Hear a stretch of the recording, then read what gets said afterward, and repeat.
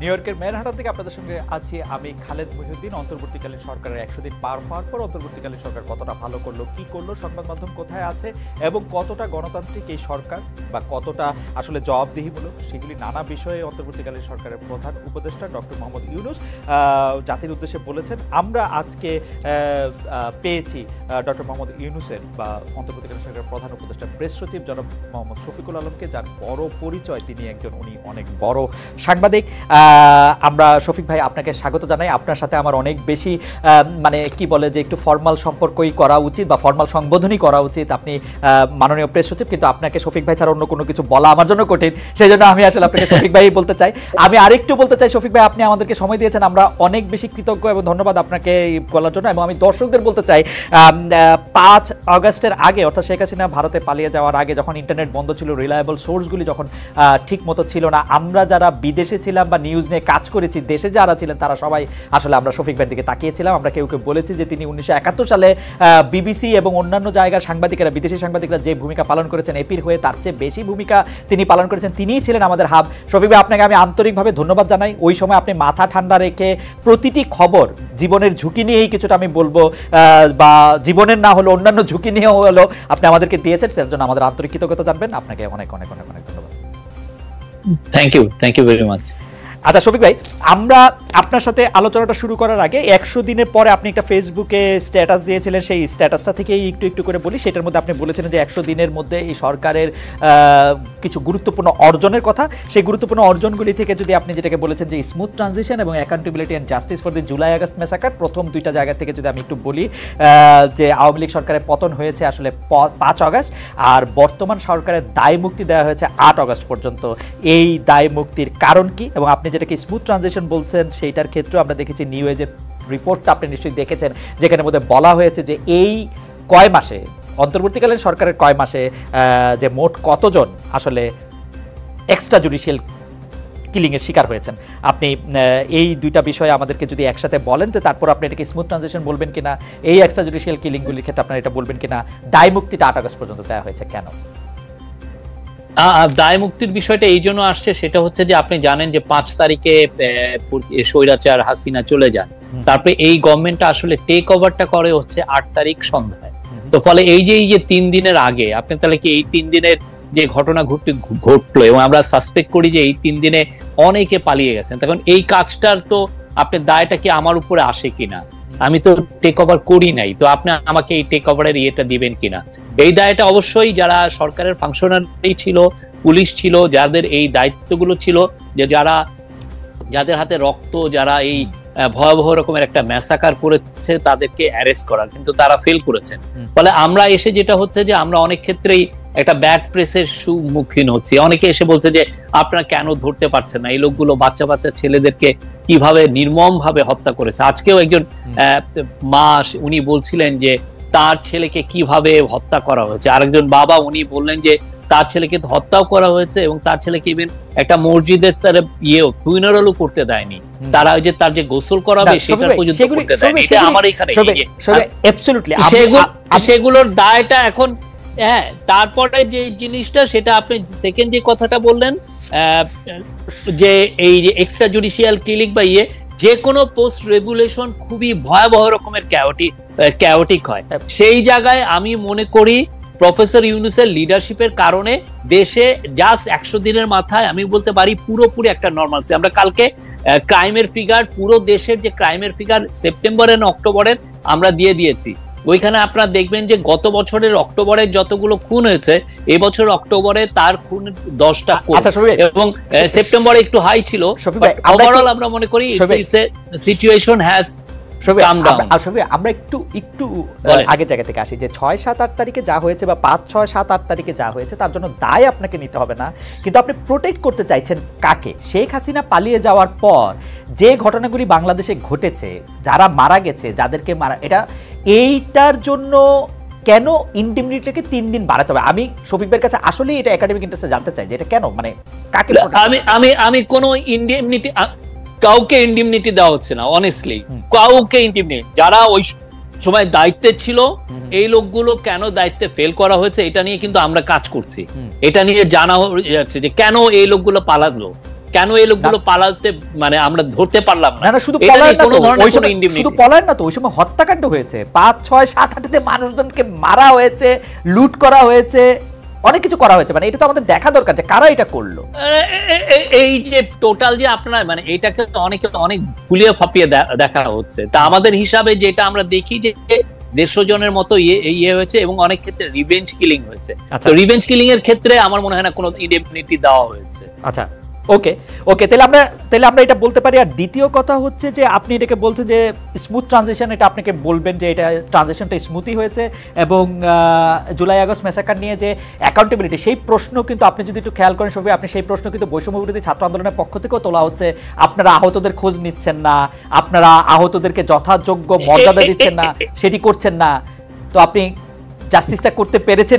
আমি যে এটা মনে হচ্ছে যে যেই ধরনের এক্সপেকটেশন, আমাদের বিগেস্ট চ্যালেঞ্জ হচ্ছে যে এক্সপেকটেশনটা ম্যানেজ করা। আমরা বলছি তো আমরা কাজ করছি, আমরা প্রত্যেকটা ডেট আমরা খুঁজে দেখছি, অনেক মৃত্যু আসছে, মৃত্যুর খবর আসছে, আমরা প্রত্যেকটা স্ক্রুটিনাইজ করছি, প্রতিটা গ্রামে গ্রামে যাওয়া হচ্ছে, ডিসিদের নেতৃত্বে কমিটি করে প্রত্যেকটা গ্রামে গ্রামে যাওয়া হচ্ছে।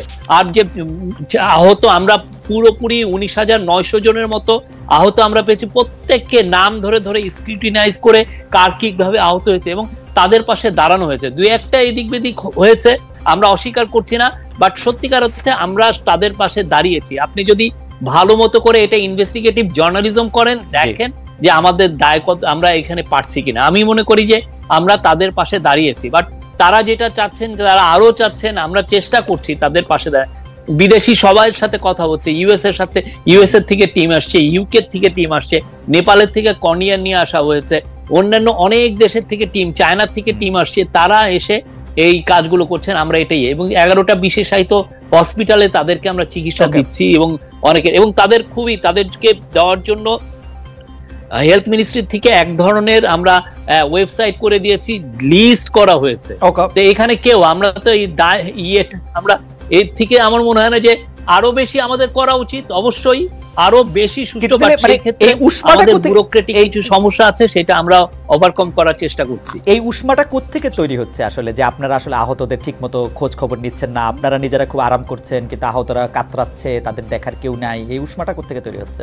আমরা প্রথম কথা হচ্ছে আমরা কেউ আরাম করছি না। আমরা মনে করি এটা একটা গণ অভ্যুত্থানের ফসলের, এটা একটা গভর্নমেন্ট, এবং এই গভর্নমেন্টের পুরো হৃদয়ের মধ্যে আছে এই ছাত্র জনতার যে স্যাক্রিফাইস তারা করলো। তো আমরা প্রতিনিয়ত, আজকে একজন বাবা এবং মা যখন কথা বলছিলেন, আমরা আমাদের গা শিহরিত হচ্ছিল। আমরা তাদের প্রতি, আমি বলবো যে আমাদের মানে ডেডিকেশনের কোনো অভাব নাই আমাদের ইয়েতে, বাট আমাদের যেটা হচ্ছে যে এক ধরনের, আমি বলবো যে আমি যেই ব্যুরোক্রেসিকে পেয়েছি সেটা খুবই ইনএফিশিয়েন্ট। সেই ব্যুরোক্রেসি নিয়ে আমার সর্বোচ্চ গতিতে কাজ করতে হচ্ছে, এটা আমি বলতে পারি। বাট ওনারা যে উষ্মাটা প্রকাশ করছেন, আমরা মনে করি যে আমরা অবশ্যই, আমাদের যদি ভুল ভ্রান্তি হয় আমাদেরকে ধরায় দেন, আমরা চেষ্টা করব এটাকে আরো আমরা ওভারকাম করে কতটা আরো বেটার সার্ভিস দেওয়া যায়। আমরা যে কাজ করছি না, বা আমরা যে কাজ করায় গাফলতি করছি, আমি এটা মানবো না। শফিক ভাই, এটা আমি একটু মনে রাখলাম যে আপনি ব্যুরোক্রেসিকে ইনএফিশিয়েন্ট বলছেন, তারা এখন আরো বেশি করে আপনার সঙ্গে কাজ নাও করতে পারে, এই ঝুঁকি আপনি নিশ্চয়ই দেখছেন যে এটা তারা আপনাকে আসলে কতটুকু সহযোগিতা করছে, বা আপনার সরকারকে, সেটা নিশ্চয়ই আপনি দেখবেন। এটা নিয়ে আমরা কথা বলতে আসবো, কিন্তু যে বিষয়টা নিয়ে আসলে কথা বলা দরকার, আপনি নিশ্চয়ই জানেন, বা আপনি তো জানবেনই যে প্রাণ রক্ষার্থে সেনানিবাসে আশ্রয় নিয়েছিলেন 626 জন, এখন আছে 7 জন। আইএসপিআর এরকম একটা বক্তব্য ছিল। এই 626 জন এখন কোথায়, এটা সরকার জানে কিনা? আমাদের এই প্রশ্নটা আছে এই কারণে যে আসলে আপনারা পিক এন্ড চুজ করছেন কিনা, মানে কি কারণে জুনায়েদ আহমেদ পলককে জেলে যেতে হলো এবং হাসান মাহমুদ হচ্ছে এখন বেলজিয়ামে আছেন, মানে দুইজন একসাথেই আটকা পড়েছিলেন বা আটকা আছেন, এরকম কথা আমরা শুনেছিলাম, দেখে এই দুজনের নাম বললাম। কি কারণে যারা বাইরে যেতে পেরেছেন তারা কি কারণে যেতে পেরেছেন, যারা যেতে পারেন না তারা কি কারণে যেতে পারেন না, এটা কারণটা কি আসলে? এটা কারণ হচ্ছে যে ওই ইয়ের সাথে বড় একটা, আপনি জানেন, এই স্বৈরাচারের একটা বড় একটা ইনফ্রাস্ট্রাকচার সে রেখে গেছে। তাকে যে স্বৈরাচার বানাইছে তারা কারা? পুলিশের লোক, সিভিল ব্যুরোক্রেসির লোক, অনেকে তাকে বুড়ে, এবং তারা তার দিকে হেল্প করেছে।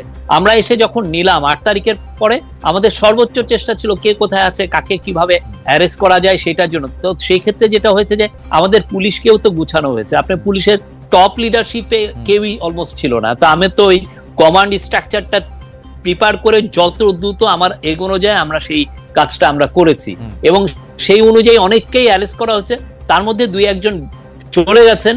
আমরা মানে কি বলবো, আমরা চেষ্টা করেছি তাদেরকে কেননা তাদের সবার হাতে রক্ত, তাদেরকে অ্যারেস্ট করাটা আমাদের নৈতিক দায়িত্ব। আমরা সেই অনুযায়ী আর্মি কি কোনো পিকেট চুজ চেষ্টা করছি। শফিক ভাই, আর্মি কি কোনো পিকেট চুজ করছে? কাউরে যাইতে দিছে, কাউরে আপনার ঘরে রাইখা দিছে, কারোর? আমাদের কাছে এরকম কোনো এভিডেন্স নাই, সরি, এরকম কোনো এভিডেন্স নাই। মানে যারা পালাইছে তারা, মানে আপনারা সবাইই ধরতে চাইছেন কিন্তু কিছু হইলে পালাই গেছে, ব্যাপারটা কি এরকম? মানে মানে মানে হ্যাঁ, কিছু আপনারা তো, এবং আমাদের ধারণা এই পালানোটা ওরা 5 থেকে 8 তারিখের মধ্যেই পালিয়েছেন, কেননা 5 থেকে 8 তারিখে যে যাদের ধরার কথা ছিল, পুলিশ তো ছিলই, পুলিশ একটা স্টেটের একটা বড় একটা মানে উইং, গভর্নমেন্টের একটা উইং, তো তাদেরকে পুলিশকে ধরা, পুলিশের এই কাজটা করা উচিত ছিল। কিন্তু দেখা যাচ্ছে পুলিশের টপ লিডারশিপ, ওইটা যেটা ডিক্টেটরের যে টপ লিডারশিপ, তারাই তো ছিল আসলে মেইন কিলার, তো তারাও পালিয়েছে। এই একটা অবস্থার মধ্যে আমরা এই লোকগুলোকে অনেক ক্ষেত্রে অ্যারেস্ট করতে পারি নাই। ওকে, আমি আবারও একটু অন্য প্রসঙ্গে আসবো, কিন্তু তার আগে আপনার প্রিয় বিষয় যেগুলি নিয়ে আপনি আসলে বহুদিন কাজ করেছেন, সেটা হচ্ছে অর্থনীতি। সেটা নিয়ে একটু আসি, যে আপনি সরকারের একটা দাবি করেছেন যে আপনারা রিজার্ভে হাত না দিয়ে বিদেশি ধারদেনা পরিশোধ করেছেন। অর্থনৈতিক যে কাঠামো, সেটা মেজর ইকোনমিক রিকভারি, যেটা আপনি আপনার স্ট্যাটাসে বলছেন, বৃহত্তর অর্থনৈতিক পুনরুদ্ধার, এটাকে আমরা কিছুটা বাংলা করতে পারি। তো সেইটা কি আসলে, মানে সেটা আসলে কতটা ঠিক? মানে আমি কেন এই কথা বলতেছি, আমি সেপ্টেম্বরের 5 তারিখে বাংলাদেশ ব্যাংকের গভর্নরের কাছে জানতে চেয়েছিলাম যে আপনাদের কাছে এখন আসলে রিজার্ভ কত। তো উনি বলেছিলেন যে তার কাছে রিজার্ভ হচ্ছে $20 বিলিয়ন। তো সেই $20 বিলিয়ন থেকে আপনি এখন, যদি আমরা 12 নভেম্বর যে বিডি নিউজের যে প্রতিবেদন আমরা দেখি, যে আকুর দেনা পরিশোধের পর $18.19 বিলিয়ন রিজার্ভ এসছে, 87 দিনে রিজার্ভ কমেছে $2.29 বিলিয়ন, যেটা সেপ্টেম্বরের 5 থেকে আরেকটু সেটা ছিল। তো রিজার্ভে হাত না দিয়ে সেটা কমলো কিভাবে, সেটা একটা প্রশ্ন। আর আওয়ামী লীগের আমলে একদম ধ্বংস হয়ে গেছে অর্থনীতি, যেই গল্পটা আমরা শুনেছিলাম, সেটা $20 বিলিয়ন থাকলে সেটা ঠিক কিনা, সেটাও যদি একটু বলতেন।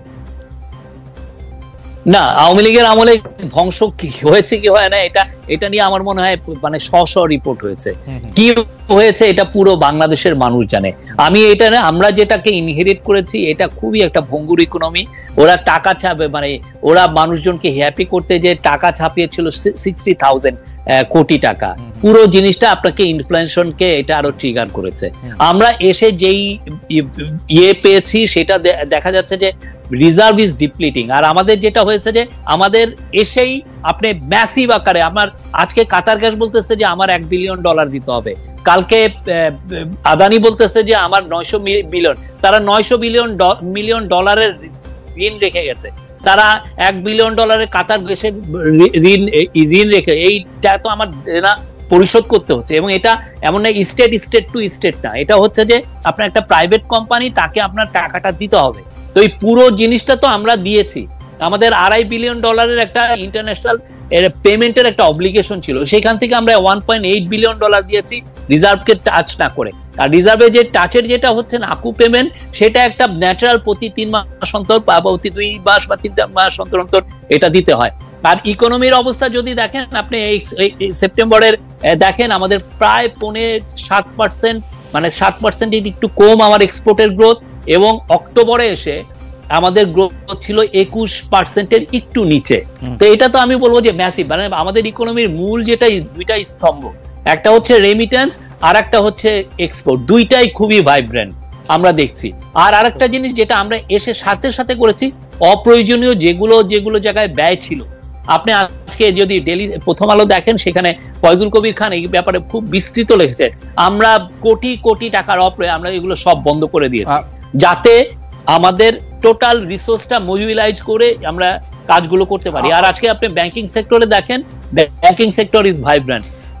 অবশ্যই 2, 3, 4, 5, 6টা খুবই সিক টাইপের ব্যাংক আছে, বাট সত্যিকার থেকে এটা হচ্ছে লেগাসি, এই ওদের আমলে এটা হয়েছে। আর প্রতি ইকোনমিতে 1-2টা ব্যাংক এভাবে মারা যায়, এটা এমন কিছু না। ওভারঅল ব্যাংকিং সেক্টরের health is vibrant, I would say. আমি 2টা প্রশ্ন আপনাকে করে রাখি, কারণ হচ্ছে এখন থেকে মানে আরো 6 মাস পরে হয়তো আপনার সাথে যদি কথা বলার কোনো সুযোগ পাই, তাহলে আপনাকে এটি আমি আবার জানতে চাইবো যে আপনি বলছেন যে শুধু ব্যাংকিং সেক্টরে অল্প দুই একটা হিকাপ ছাড়া অর্থনীতিকে আপনারা পুনরুদ্ধার করেছেন এবং অর্থনীতি এখন তার নিজের গতিতে চলছে। আমি প্রশ্নটি করে রাখতে চাই যে এই ব্যবসা বাণিজ্যের বিনিয়োগ এবং রপ্তানি বাণিজ্যের যে জায়গাতে ধাক্কা খেয়েছিল গত সরকারের সময়, সেটি পুনরুদ্ধার করে এই 6 মাসে আসলে কতটুক কি হয় এবং কতটা আসলে আমরা বিনিয়োগ আকৃষ্ট করে রপ্তানিটাও ঠিক রাখতে পারি, মানে অর্থনীতির যে সূচকগুলি সেগুলি কি থাকে সেটি নিশ্চয়ই আমরা একটা দেখে নিব। আপনার কাছে মনে হচ্ছে যে এই বছর অর্থনীতির সূচক তার আগের মতো ধারায় থাকবে না, এটি আবার ইতিবাচক ধারায় ফিরবে, তাই তো? না, আমি কোয়াইট কনফিডেন্ট এটা আরো ইতিবাচক ধারায় থাকবে। এবং আপনি একটা খুব ভালো জিনিস সবাই যেটা প্রেস করেছে যে প্রফেসর ইউনূস একটা ভালো ইকোনমিক টিম উনি অ্যাসেম্বল করেছেন। আপনি জানেন আহসান মনসুর যিনি সেন্ট্রাল ব্যাংকের গভর্নর, উনি IMF এ অনেক বছর ছিলেন, IMF এর পুরো মিডল ইস্টটা উনি দেখতেন। তারপরে সালেউদ্দিন আহমেদ যিনি আমাদের ফিনান্স অ্যাডভাইজার, উনি খুব রেসপেক্টেড একজন সেন্ট্রাল ব্যাংকার, তার একদম পুরো বাংলাদেশের ব্যুরোক্রেসি জানেন, আবার উনি এট দ্য সেম টাইম উনি সেন্ট্রাল ব্যাংকিংটাও জানেন। আর লুৎফে সিদ্দিকী আপনি জানেন LSE তে উনি বোর্ড অফ গভর্নরে ছিলেন, NUS এ পড়িয়েছেন, সে বড় ইনভেস্টমেন্ট ব্যাংকের খুব বড় বড় ইনভেস্টমেন্টে কাজ করেছেন। আর আশিক চৌধুরী একদম ইয়াং একটা লোক, উনি HSBC তে ছিলেন সিঙ্গাপুরে, খুবই একজন লুক্রেটিভ জব ছেড়ে এসে জাতির মানে ন্যাশনাল কলে উনি এসছেন। আমি মনে করি এটা ফ্যান্টাস্টিক টিম। আশিক চৌধুরী 1 মাসে 200টার বেশি CEO এর সাথে কথা বলেছেন এবং আমরা কোয়াইট কনফিডেন্ট যে এই ইকোনমি ঘুরে তো দাঁড়িয়েছে, সামনে আরো দেখবেন যে আমাদের এইটা আরো আগামী কিছু কিছু লোকালাইজ গার্মেন্টস, এটা মূল কারণ হচ্ছে এই যে যারা যারা গার্মেন্টস ফ্যাক্টরি ওনার ছিলেন এই লোকগুলো অনেকে পালিয়ে গেছে যারা আওয়ামী লীগের সাথে লিঙ্ক। আমি নিশ্চয়ই আশা করব কিন্তু আইভি লিগে পড়া, খুব ভালো কর্পোরেটে ভালো করা, রাষ্ট্রে ভালো করবেন, এই ফর্মুলাটা আসলে কতটা ঠিক সেটা আমি দেখতেও চাই। যে এই ঘটনাটি আসলে সবাই আলোচিত হয়ে মানে সবাই আলোচনা করছে, অনেকে আলোচনা করছে, কেউ আলোচনা করছে, আপনারা করছেন কিনা জানি না। সেটা হচ্ছে কিশোরগঞ্জের করিমগঞ্জে হৃদয় রবি দাসের নামের এক তরুণকে, আমি ডয়চে ভেলের খবর পড়ছি, ডয়চে ভেলে বাংলার খবর, কিশোরগঞ্জের করিমগঞ্জে হৃদয় রবি দাস নামে এক তরুণকে প্রথমে আটক করে পেটানো হয় বলে অভিযোগ, তারপর নিয়ে যাওয়া হয় সেনাবাহিনীর ক্যাম্পে, সেখান থেকে শুক্রবার দিবাগত গভীর রাতে হাসপাতালে নেয়ার পর তার মৃত্যু হয়। সোমবার বিকাল পর্যন্ত থানায় কোনো মামলা হয় নাই। আপনি এটাতে আরেকটু কিছু বলবেন কিনা? হৃদয় রবি দাসকে আমরা শুনেছি আমাদের যে কোনো এক্সট্রা জুডিশিয়াল কিলিং কে আমরা কন্ডেম করি, আমরা যে কোনো এক্সট্রা জুডিশিয়াল কিলিং কে আমরা ইনভেস্টিগেট করছি, আমরা আমাদের কোনো হাইড অ্যান্ড সিকের কোনো এজেন্ডা নাই, আমরা এগুলো পুরো জিনিসগুলো ইনভেস্টিগেট হবে। আপনাকে এইটুকু অন্তত বলতে পারি। ইনভেস্টিগেট হবে কেমন জানি, মানে শফিক ভাই আপনি তো ওই পারে ছিলেন, মানে ইনভেস্টিগেট হবে কেমন জানি শেখ হাসিনার প্রেস সেকশনের ভাষা, যে আমরা সবকিছুকে খতিয়ে দেখছি, ইনভেস্টিগেশন করা হবে, কমিশন করা হবে। ওনারা অনেক এই কথা বলতে করেন নাই, ওনারা 3000 ওনাদের পুরো আমলে 3000 এক্সট্রা জুডিশিয়াল কিলিং হয়েছে, 3500 লোক আসলেন, তারপরে কত লোককে উনি একদম এই যে এই ইয়েতেই দেখেন না 1500 মতো ছেলে মেরে তারা খুন করেছে। তা আমাদের সাথে এটা তুলনা করতে এসেন না, আমরা প্রত্যেকটা জিনিস আমরা ইনভেস্টিগেট করছি, প্রত্যেক আমাদের এখানে কোনো ইয়ে নেই, কারণ আমরা এখানে আসি নাই কোনো পলিটিক্যাল এজেন্ডা আমাদের নাই, আমরা পলিটিক্যাল পার্টির ইয়ে না, আমরা আসছি ন্যাশনাল রিবিল্ডিং এর তাগিদে। আমরা আসছি বিকজ আমাদের পুরো ওয়ালগুলোতে রাষ্ট্র নির্মাণ করতে হবে, এই বাণীগুলো এই লেখাগুলো খুব সুস্পষ্ট ভাবে আমাদের ছেলেমেয়েরা লিখে দিয়েছে, সেই তাগিদে আমাদের এখানে আসা। পলিটিক্যাল এজেন্ডা নাই সেটা বলছেন, কিন্তু আপনার অন্তর্বর্তী সরকারের 100 দিন পূর্তির পর যে ডক্টর মোহাম্মদ ইউনূস অন্তর্বর্তী সরকারের প্রধান উপদেষ্টা ভাষণে নির্বাচনে কোনো রূপরেখা না থাকায় বিএনপির মহাসচিব মির্জা ফখরুল ইসলাম আলমগীর স্পষ্ট হতাশা জানিয়েছেন। তিনি বলেছেন নির্বাচিত সরকার কেন দরকার তার যৌক্তিকতা তুলে ধরতে গিয়ে মির্জা ফখরুল বারবার বলেছেন নির্বাচিত সরকারের পেছনে জনগণের সমর্থন থাকবে, এই বিষয়টা অবশ্যই চিন্তা করতে হবে। আপনারা চিন্তা করছেন কিনা? আমি উনি যে মতামত, আমি ওটা নিয়ে বেশি কিছু বলবো না, আমি এটা বলবো যে আমাদের যে ম্যান্ডেট, গণঅভ্যুত্থানের ম্যান্ডেট হচ্ছে যে আমাদের রাষ্ট্রটা নির্মাণ করতে হবে, সেই আলোকে এই কমিশনগুলো করে দেওয়া, আর এই কমিশনগুলো রিপোর্টগুলো দিবে 31শে ডিসেম্বরের মধ্যে। ওই রিপোর্টগুলো নিয়ে ওনাদের সাথেই কিন্তু আমরা কথা বলবো, আমরা পলিটিক্যাল পার্টিগুলোর সাথে কথা বলবো, সমাজের সমস্ত ধরনের স্টেক হোল্ডারের সাথে কথা বলবে, ওইটার আলোকে আসলে আমরা বুঝবো যে আমরা কি ধরনের ইলেকশন আমরা দিব বা কি ধরনের রিফর্মটা আমরা বাস্তবায়িত করব। আর রিফর্মটা আমি যখনই বাস্তবায়িত করব তখন আসলে আমি বুঝবো যে আমার কতদিন সময় লাগবে। ধরেন আপনি আজকে 300 সিটে আমাদের ইলেকশন হয়, এখন সবাই পার্টি মিলে বললো যে না আমরা 300 সিট সেই 1973 সাল থেকে দেখছি, অতএব এবার আসি আমরা 500 সিটে ইলেকশন করি। তো এই 500 সিট ইলেকশন করা মানে হচ্ছে আমার নতুন করে ডিমার্কেশন করা। বা ধরেন আমাদের পলিটিক্যাল পার্টিগুলো মিলে বললো যে না আমাদের প্রেসিডেন্টের পাওয়ারটা আমাদের বাড়াতে হবে, প্রেসিডেন্সিয়ালও ইলেকশন লাগবে। তো সেক্ষেত্রেও আমার কিন্তু টাইমের একটা বিষয় এসে যায়। তো সবগুলো মিলে আমাদের সত্যিকার অর্থে আমাদের একদিনও এক্সট্রা থাকার কোনো ইচ্ছা নাই, কারো কোনো ইচ্ছা নাই। আমি আপনার বললেন তো যে নির্বাচনটা করা ছাড়া আর এই যে সংস্কার, এই দায়িত্ব এই সরকার কেন নিতেছে? মানে এই বিকজ এটা আমাদের ম্যান্ডেট, আমাদের গণঅভ্যুত্থানের ম্যান্ডেট এই একটাই, কি সেটা যে আমাদের শুধুমাত্র যে নির্বাচনের কথা আসছে তা না, এরা আসছে এই জন্য যে বিকজ আমাদের পিছনের ইতিহাসটা খুব খারাপ। আমাদের পলিটিক্যাল পার্টিগুলো যেই ধরনের রিফর্মের কথা বলতো, কিছুই তো রিফর্ম অনেক ক্ষেত্রে না করে রিফর্ম রোল ব্যাক করেছে। ফলে যেটা হয়েছে যে আমাদের যারা বিপ্লব করলো, যারা গণঅভ্যুত্থানে ছিল, তারা আশাহত হয়েছেন পলিটিক্যাল পার্টিগুলোর কাছে।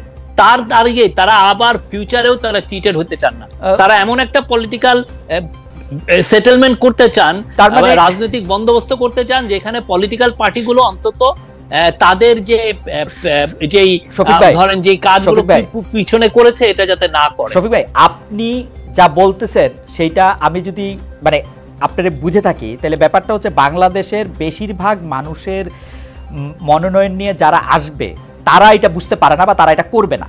সেই জন্য আপনারা যারা বিপ্লব করেছেন, গণঅভ্যুত্থান করেছেন, যাদের দায়িত্ব ছিল বা যারা নিজেদের দায়িত্ব নিজেরা এরকম দিয়েছে যে শেখ হাসিনাকে হটানো দরকার, তারা এই দায়িত্ব নিজেদের আবারও দিচ্ছে যে তারা সংস্কার করবে, মানে কোনো গণতান্ত্রিক পলিটিক্যাল পার্টি না। এবং দ্বিতীয় প্রশ্ন হচ্ছে, আপনারা সংস্কার করলেন, যেই গণতান্ত্রিক পলিটিক্যাল পার্টি এটা করবে না আপনারা বলছেন, তারা যদি এটা না করে তারা কি এটা রাখবে? তারা না রাখলে আবার তারা আমাদের ছেলেমেয়েরা তো জেগে উঠেছে, আমাদের রেভলিউশনারি বিপ্লবীরা তো তারা আবার ফেস করবে, প্রোটেস্ট ফেস করবে। এটা তো গণতন্ত্র হইতেছে না। আপনি যাদেরকে তারা এটা কেন গণতন্ত্র হইতেছে না? তো ধরেন যে এখন বিএনপি বা আওয়ামী লীগ এখন বিএনপি এখন ক্ষমতায় আসবে, এখন বিএনপি ক্ষমতায় আসবে, আপনারা বিএনপি কে ট্রাস্ট করতেছেন না যে বিএনপি প্রয়োজনীয় সংস্কারগুলি করবে। আপনারা মনে করছেন এই সংস্কার আপনাদেরই করে যেতে হবে, নাহলে বিএনপি আর করবে না। না, সেই ধরনের একটা ট্রাস্ট ডেফিসিট তো সমাজে তৈরি হয়েছে, এটা তো একটা অমূলক একটা বিষয় না। এই ট্রাস্ট ডেফিসিট তো আমাদের পিছনে। আপনারা 1991 সালে আপনি 90-এর এরশাদকে আমরা আউস্ট করার পরে, এরশাদকে সরিয়ে দেওয়ার পরে যেই পলিটিক্যাল বন্দোবস্ত হলো, সেটা তো আমাদের 100 বছর চলে যাওয়ার কথা, কিন্তু আমরা তো সেটা হলো না। আমরা এই জায়গাটায় কেন আসলাম, কেন আমার এই স্বৈরাচার একটা তৈরি হলো, এটা কারণ আমাদের একটা পলিটিক্যাল ফেলিউর ছিল। যেই জিনিসটা আমাদের স্টুডেন্টরা, আমাদের আপামর জনসাধারণ এটা জানছে, তারা দেখেছে যে তারা গত 15 বছরে ভালো মতো ভোট দিতে চায়নি, তো তারা এই যে তাদের আকাঙ্ক্ষাটা তারা ওয়ালে লিখে দিয়েছে যে আমরা রাষ্ট্র মেরামত করতে চাই, এবং তারা বারবার এই কথা বলেছে। সেই 15 বছর তো সেইটার আকাঙ্ক্ষায় আমাদের সেই 15 বছর তো আওয়ামী লীগ শাসন করলো, তো সেইটার দায় বা সেইটা যে বিএনপি কখনো কিছু করবে না সেটা বিএনপির উপর দিতেছে কেন ওরা? আমি তো এটা বুঝতেছি না। বিএনপির সাথে মিস্টারটা কি? বিএনপি তো নিজেরাও তো এটা নিয়ে আলাপ করেছে। আপনি পুরো গতটা বছর বিএনপি এই তাদের 31 পয়েন্টিং এ ফ্যান্টাস্টিক তারা ডিবেট করেছে, তো ওদেরও তো আকাঙ্ক্ষা আমরা ওদের কাজটাও আরো আগে, ওদের কাজটা ওরাই করুক, অসুবিধা নেই। আপনারা ওদের কাজটা কেন করতে চাচ্ছেন? এটা আমার কাছে একটা কুইজের মতো লাগছে। আমাদের তো এটা কুইজের মতো লাগছে রিফর্ম করা, আমাদের রিফর্মটা খুবই একটা স্ট্রং ম্যান্ডেট। এবং আপনি যদি আসেন কালকে, যদি এসে আপনি ওপিনিয়ন পোল নেন যে আমাদের ম্যান্ডেটটা কি হচ্ছে, আমি বলবো যে মোর দেন 80% will say that we want this government to carry out reforms. আমি আপনাকে বলতে পারি, আপনি নিজে একটা দেখেন না, ওপিনিয়ন পোল নেন। শফিক ভাই, ওপিনিয়ন পোল দিয়ে তো আসলে বোঝা খুব মুশকিল। তবে মানে পোল হওয়ার মানে একটা জনগণের কোন একটা ম্যান্ডেট না নিয়ে জনগণ কি চায় এটা বইলা দেওয়া আমার মনে হয় ঠিক গণতান্ত্রিক না মনে হয়। আমার মনে হয় যে এই গণ অভ্যুত্থানের চেয়ে বড় ম্যান্ডেট পৃথিবীতে নাই। সেই গণ অভ্যুত্থান ছিল, এটা ভোটে গণ অভ্যুত্থান খুবই বড় না। আপনি বেয়াদবি নিয়েন না, কিন্তু এটা তো অতি সরলীকরণ করেছে। অভ্যুত্থান বাটা ছিল হচ্ছে শেখ হাসিনার বিপক্ষে, আর কোনো কিছু ছিল না। একটা ভালো নির্বাচনের পক্ষে, একটা ভালো নির্বাচনের পক্ষে না। অভ্যুত্থান শেখ হাসিনা রাষ্ট্র মেরামতের পক্ষে। কোন জায়গায় দেখছেন যে আমি অভ্যুত্থান করেছি আমার 3 মাসের মধ্যে ইলেকশন দেন? কোথায় লেখা আছে আপনি দেখেন। ওয়ালগুলোই আপনি ওয়াল গ্রাফিতি গুলো আপনার তো এখানে অনেক করেসপন্ডেন্ট আছে, আপনি পাঠান না। আমি আমি আমি তো এরকমও কোথাও দেখি নাই যে আমি আইসা রাষ্ট্র মেরামত করব, সংস্কার করব, এটাও আমি দেখি নাই। আমি শেখ হাসিনাকে ক্ষমতা থেকে যাইতে হবে, একটা ভালো নির্বাচন পাইতে হবে, কারণ 15 বছর আমরা কোনো নির্বাচন পাই নাই। আমি একটা গণতান্ত্রিক সরকার, একটা ভালো নির্বাচন দেখতে চাইছি, এইটা আমি মনে করছি। হাওয়েভার এইটা পুরাটাও, আমি আপনার সাথে যে তর্কটা করলাম, এটা পুরাটাও আমার মতামত না, প্রশ্নটা আপনার করে রাখলাম আর কি। আমি জানি যে আপনি ব্যাপারটা নিয়ে ভাবতেছেন, ভাববেনও আর কি। না, আমাদের মিশন খুবই সিম্পল। রাষ্ট্র মেরামতের জন্য যতটুকু রিফর্ম করার দরকার আমরা করব, অবশ্যই এটা পলিটিক্যাল পার্টির সাথে কনসালটেশন করে এবং তাদের সাথে একটা কনসেনসাসের মাধ্যমে এই রিফর্মটা করা হবে। এটা নিয়ে শেষ প্রশ্ন করি যে আপনার কাছে মনে হইতেছে না আসলে যে পলিটিক্যাল পার্টিগুলির যদি আপনি এটা ছাড়েন, যারা গণতান্ত্রিক প্রক্রিয়ায় নির্বাচিত হয়ে আসবে তারা এটা করবে, এটা আপনাদের মনে হচ্ছে না?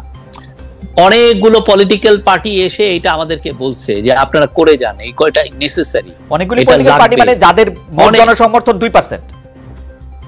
না, আমি এটা নিয়ে কথা বলছি না, কার 2% কার 1%, এটা নিয়ে আমার কোনো ইয়ে না। বাট আমাদের এখানে অনেকগুলো প্রায় 40টার মতো পার্টি তো এসছে, কথা বলছে।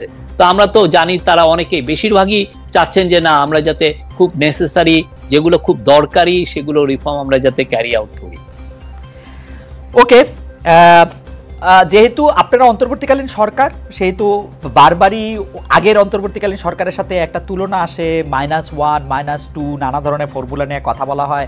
আমরা যেখানে দেখেছি যে বেগম খালেদা জিয়া অনেক অসুস্থ ছিলেন, তার বিদেশে যাওয়া অনেক বেশি দরকার ছিল, তার ডাক্তাররা জানিয়েছিলেন তার শরীর স্বাস্থ্য খুব খারাপ আছে, তারপরেও তিনি, আমি অবশ্য জানি যে কিছুদিন আগে তিনি অনুমতি নিয়েছেন হয়তো আপনাদের কাছে, তিনি হয়তো শীঘ্রই বিদেশে যাবেন, কিন্তু সেটা উনি দেরি করছেন এই ভেবে অনেকে বলছেন যে তিনিও যদি বিদেশে চলে যান, জনাব তারেক রহমানের মামলাগুলি তোলা হয় নাই, তিনি যদি বিদেশে না আসেন, আপনারা কোনো না কোনোভাবে তাদেরকে মাইনাস করে ফেলতে পারেন। এরকম কোনো পরিকল্পনা কি আপনাদের আছে কিনা, বা এটারে আপনি আসলে? না, আমাদের যেহেতু পলিটিক্যাল কোনো ইয়ে নাই, আমাদের অ্যাম্বিশন নাই, অতএব এগুলো কোনো নাই। আমরা খালেদা জিয়াকে যথেষ্ট সম্মান করি এবং আমাদের মধ্যে কোনো -2 এগুলো কোনো ধরনের কোনো এজেন্ডা নাই। আমাদের একটাই এজেন্ডা, রিফর্ম গুলো ক্যারি আউট করা এবং ভালো একটা ইলেকশন দেওয়া। আচ্ছা, এই সরকারের 100 দিন উপলক্ষে জাতির উদ্দেশ্যে যে ভাষণ দেওয়ার ক্ষেত্রে প্রধান উপদেষ্টা বলেছেন এই সরকারকে ব্যর্থ করার জন্য, অকার্য করার জন্য আমরা বিশাল অর্থে বিশ্বব্যাপী দেশের প্রতিটি স্থানে, প্রতিটি জায়গায় এক ধরনের মহাপরিকল্পনা দেখার কথা তিনি বলছেন। বলা হচ্ছে একটা বড় প্রচেষ্টা হচ্ছে বিভেদ সৃষ্টি করা, কিন্তু আমরা কিন্তু দেখতে পাচ্ছি বৈষম্য বিরোধী ছাত্র আন্দোলনের সঙ্গে এই অন্তর্বর্তীকালীন সরকারের একটা দূরত্ব কি সৃষ্টি হচ্ছে। কেউ কেউ বলছেন এই সরকার কি করছেন আমরা দেখতে পাচ্ছি না, উপদেষ্টা হিসেবে কাদের নিয়োগ দিচ্ছেন আমরা দেখতে পাচ্ছি না। কেউ কেউ এইটাও বলছেন যে ছাত্র আন্দোলন থেকে যে উপদেষ্টারা এসছেন তাদের সঙ্গে অন্য উপদেষ্টাদের এক ধরনের উই এবং দেও সৃষ্টি হয়েছে। আপনি এই ভিন্নতাগুলির ক্ষেত্রে আপনি আসলে কি মনে করেন, এর জন্য আওয়ামী লীগের ষড়যন্ত্র কিভাবে কাজ করছে সেটি কেমনে মনে করেন? আমি মনে করি যে আমি তো 14টা ক্যাবিনেট মিটিং এ ছিলাম, আমি তো দেখেছি যে তারা খুবই একটা ভালো টিম। আমি তো কোনো কারোর মধ্যে বৈরিতা বা কেউ দূরত্ব তৈরি হয়েছে কারোর মধ্যে, এটা আমার কাছে ইয়ে হয় না। আমি মোটামুটি প্রত্যেকটা মিটিং এই থাকি, দেখি তো খুবই দে আর এ ভেরি গুড টিম। আর সত্যিকার অর্থে কিছু কিছু ক্রিটিসিজম খুবই হেলদি। আমরা চাই যে সমস্ত বাংলাদেশের যারা আমাদের যদি দুর্বলতা থাকে, আমরা যদি মিস্টেক করি, সেটা বৈষম্য বিরোধী ছাত্ররাই হোক আর পলিটিক্যাল পার্টি হোক, তারা আমাদেরকে ক্রিটিসাইজ করুক, তাহলে আমরা বুঝবো যে আমরা ঠিক করছি নাকি বেঠিক করছি।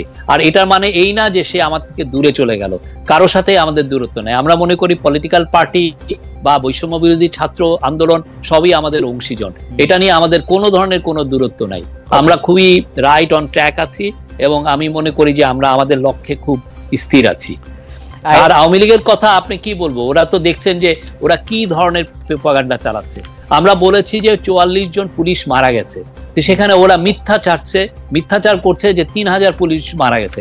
এই 3000 পুলিশ মারা যাওয়াকে কেন্দ্র এটাকে জাস্টিফাই, এটা দিয়ে এই জন্য বলছে, তারা জাস্টিফাই করতে চাচ্ছে এই বাচ্চা 8 বছর 4 বছর 12 বছরের ছেলেদেরকে যে ওরা নির্মমভাবে হত্যা করলো, সেটাকে তারা জাস্টিফাই করার চেষ্টা করছে। আমরা যারা যারা পুলিশ মারা গেছে তাদের লিস্ট দিয়ে দিয়েছি, আপনারা যদি আরো কাউকে পান আমাদেরকে এনে দেখান যে ইনি মারা গেছে, ইনি ভয়ে কথা বলছেন না, নিয়ে আসেন, আমরা বলছি তো। আচ্ছা, হ্যাঁ, কিন্তু এই লোকগুলোকে আপনারা ভয়াবহ রকমের এই যে মিথ্যাচার এইটার জন্য করার জন্য তারা মিলিয়ন্স ডলার ছাড়ছে, এবং তাদের মিথ্যাচার এখন দেখা যাচ্ছে যে ইউএস পলিটিক্স এর মধ্যে দিয়েও এখানে হাজির হচ্ছে। শফিক ভাই, আপনিও ভালো করে জানেন যে মিথ্যাচারের তো আসলে মানে এটা তো কোনো জীবনকাল নাই, এটা তো শেষ হয়ে যাবে, ফরমালিন দিয়েও বাঁচা যাবে না। মিথ্যা নিয়ে আপনারা এত উদ্বিগ্ন থাকেন না। আমি বরং আপনার বক্তব্যর কাছাকাছি বক্তব্য দেখানোর জন্য আমরা দর্শকদের জানতে চাইছিলাম যে অন্তর্বর্তী সরকারকে ব্যর্থ করতে বিভেদ সৃষ্টি করার চেষ্টা চালিয়ে যাচ্ছে আওয়ামী লীগ, এমন মন্তব্য করেছিলেন প্রধান উপদেষ্টা ডক্টর মোহাম্মদ ইউনূস। এই বক্তব্য সমর্থন করেন কিনা? শতকরা ৭৫% দর্শক এই বক্তব্য সমর্থন করেছেন, শতকরা ২৫% দর্শক বলেছেন যে এটি সমর্থন করেন না। ৯৭,০০০ ভোট এটিতে পড়েছে। তো আপনার বক্তব্য আসলে এটি ঠিক, অন্তর্বর্তীকালীন সরকারের এই অবস্থান নিয়ে আসলে আমাদের যারা দেখছেন তার ৯৭,০০০-এর শতকরা ৭৫% দর্শক মনে করছেন যে আসলে এটা অন্তর্ভুক্তিমূলক কোনো ষড়যন্ত্র করা হচ্ছে। আমরা একটু সংবাদ মাধ্যম নিয়ে কথায় আসি শফিক ভাই, যে সাংবাদিক নেতাদের পক্ষ বিপক্ষ বহুদিন ধরে আছে, এটা নিয়ে আপনিও সাফার করেছেন, আমরাও সাফার করেছি। আমরা যে কোন পক্ষ ডিউজে কোনটা, বিবিএফএসি কোনটা, প্রেস ক্লাবে গেলে কোন পক্ষ চা খাইতে বলে আর কোন পক্ষ সিগারেট খাইতে বলে, সেটা নিয়ে আমরা আসলে নানা ধরনের ঝামেলার মধ্যেই পড়ছি। কিন্তু ৫ আগস্ট আওয়ামী লীগ সরকারের পতনের পর কিছু কিছু মিডিয়া হাউস আক্রান্ত হয়েছে, কোনো সাংবাদিকের বিরুদ্ধে হত্যা মামলা হয়েছে, অনেকের এক্রিডিটেশন কার্ড বাতিল হয়েছে, সর্বশেষ প্রেস ক্লাবের সদস্যপদ স্থগিত করা হয়েছে অনেক সাংবাদিকের। এসব ঘটনা মত প্রকাশের স্বাধীনতার বিকাশে ভূমিকা রাখবে নাকি সংকুচিত করে ফেলবে? আমি আরো জানাতে চাই, আপনি দেখবেন যে উপদেষ্টারা কার সাথে কথা বললে কি হবে এবং সেটা নিয়ে এক ধরনের হুমকি দিচ্ছে, যে তাদের মধ্যে এই জিনিসটা কেমনে এটা হইলো যে ধরেন কারোর সাথে কথা বললেই সে একটা প্ল্যাটফর্ম পায়, এটা নিয়ে আসলে অন্যদেরকে খুব বেশি প্রভাবিত করা যায়, এটাতে কেন মনে হইলো? আমরা যেখানে বলতেছিলাম শফিক ভাই, আমি শেষ করি কথাটা, আমি যেখানে বলতেছিলাম যে শেখ হাসিনার যদি সাহস থাকে ক্ষমতা থেকে নাইমে অন্য কোথায় একটা দিয়ে ইলেকশন দেখ, তার সবকটা মেশিনারি ব্যবহার করেও তো থাকতে পারে নাই, এত ভয় কিসের জন্য? বিশেষ করে সংবাদ মাধ্যমে কে আসবে না আসবে? শফিক ভাই, না, আমাদের তরফ থেকে সংবাদ মাধ্যমের স্বাধীনতা সংকোচনের কিছুই করা হয়নি। আমাদের, আপনি জানেন ট্র্যাডিশনালি সংবাদপত্রের স্বাধীনতা কেমনে সংকোচন করা হয়। আমাদের এটা অ্যাডমিনিস্ট্রেটিভ, আগে ডিজিএফআই কে ইউজ করা হতো, এনএসআই কে ইউজ করা হতো, প্রাইম মিনিস্টার অফিসের যে প্রেস টিম, যেটা এখন আমি লিড করছি, তাদের কাজই ছিল নিউজ নামানো, একে থ্রেড দেওয়া, ওকে থ্রেড দেওয়া। আপনি নিজে এটার একজন ভিকটিম না, আমি ভিকটিম না, তো আমার থ্রেড দেয় না, আমি ভিকটিম না, প্রোগ্রাম করতে আমি ভিকটিম না, আমার কথা, আপনি কেউ যদি আপনাকে বলে, কোন পত্রিকা, কোন টিভি স্টেশন, কোন ওয়েবসাইট যদি বলে যে আমাদের এই নিউজটা সরাতে বলেছে, আমাদের এই নিউজটা কিল করতে বলেছে, বা আমার এই লোকটাকে ফায়ার করতে বলেছে, আপনি আমাকে বলেন। আর আপনি ইয়ের কথা বলেন, এই যে অ্যাক্রিডিটেশনের কার্ড ছাত্রলীগের ছেলেকে দেওয়া হয়েছে, যুবলীগের ছেলেকে দেওয়া হয়েছে, এবং এদেরকে দিয়ে এদের বিশাল একটা অংশের ৫,০০০ অ্যাক্রিডিটেশনের মধ্যে ১৬৯ জনের অ্যাক্রিডিটেশন নাই। তো এদেরকে পুরো একটা বিশাল অংশের কাজ ছিল সচিবালয়ে যে লবিং করা, ওর হয়ে দেনদের বর করা, ওর হয়ে ইয়ে করা। আমরা তারপরে বলেছি যে আপনার প্রতি অন্যায় করা হয়েছে, আপনি আমাদেরকে বলেন, আমরা আবার রিভিউ করব।